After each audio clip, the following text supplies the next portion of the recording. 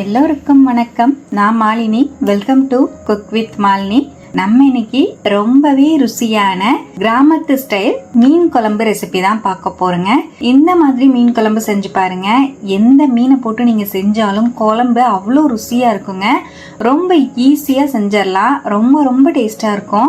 ரொம்பவே டேஸ்டியான இந்த மீன் குழம்ப நல்லா வாய்க்கு உணர்த்தியா ருசியா எப்படி செய்யறதுன்னு பார்க்கலாங்க. கடாயில 2 டேபிள் ஸ்பூன் தேங்காய் எண்ணெய் சேர்த்துக்கலாம். மீன் குழம்புக்கு தேங்காய் எண்ணெய் சேர்த்து செஞ்சீங்கன்னா நல்ல மணமாவும் ருசியாவும் இருக்கும். நீங்க வேண்டாம்னா சன்ஃபிளவர் ஆயிலே சேர்த்துக்கலாம். 1 டீஸ்பூன் கடுகு ஆட் பண்ணிக்கலாங்க. 1/4 டீஸ்பூன் வெந்தயம் சேர்த்துக்கலாம். கடுகு நல்லா பொரிஞ்சதுக்கு அப்புறமா வெந்தயம் ஆட் பண்ணிக்கோங்க.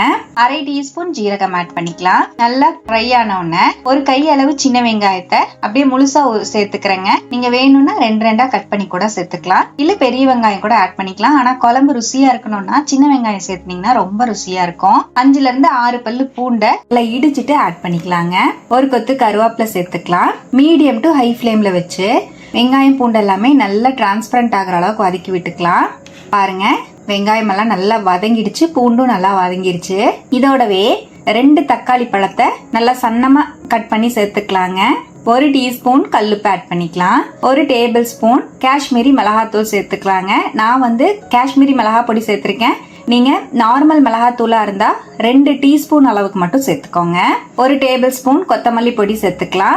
1/4 டீஸ்பூன் மஞ்சள் பொடி சேர்த்துக்கலாம். 2 பச்சை மிளகாவை இந்த மாதிரி கீரல் போட்டு ஆட் பண்ணிக்கலாங்க. நல்லா மிக்ஸ் பண்ணி விட்டுக்கலாம். மீடியம் ஃப்ளேம்ல வச்சு பொடி எல்லாம் சேர்த்ததுக்கு அப்புறமா நல்லா கலந்து விடுங்க. இப்ப பாருங்க, நல்லா இந்த மாதிரி கலந்து விட்டுட்டேன். இப்ப இதோடவே ஒரு லெமன் சைஸ் அளவுக்கு புளிய கரைச்சு சேர்த்துக்கலாம். எக்ஸ்ட்ராவா 1 கப் அளவு தண்ணி சேர்த்துக்கலாம். நல்லா மிக்ஸ் பண்ணிக்கலாங்க. ரொம்ப கெட்டியா இருந்தா நீங்க எக்ஸ்ட்ராவா தண்ணி சேர்த்துக்கோங்க. குழம்பு கொஞ்சம் தண்ணியா இருந்தாதான் டேஸ்ட், நமக்கு புளிப்பும் பேலன்ஸ் கரெக்டா இருக்கும். இப்ப நல்லா மிக்ஸ் பண்ணிட்டேன். ஹை ஃப்ளேம்ல 1 நிமிஷத்துல இருந்து 2 நிமிஷம் குழம்ப நல்லா கொதிக்க வச்சுக்கலாங்க. நல்லா பச்சை வாசம் போயிட்டு அந்த புளியோட பச்சை வாசம் எல்லாம் போகணும். பாருங்க, ஹை ஃப்ளேம்லயே வச்சிருந்தேன். குழம்பு நல்லா தலன்னு கொதிச்சிட்டு இருக்கு. இந்த அளவு நல்லா கொதி வந்ததுக்கு அப்புறமா நான் இன்னைக்கு வாவல் மீனும் மத்தி மீனும் சேர்ந்து ஒரு 3/4 கிலோ அளவுக்கு கலந்து சேர்த்துக்கிறேன். நீங்க எந்த மீன் வேணாலும் ஆட் பண்ணிக்கலாம். இப்ப வாவல் மீனையும் மத்தியையும் சேர்த்துட்டேங்க.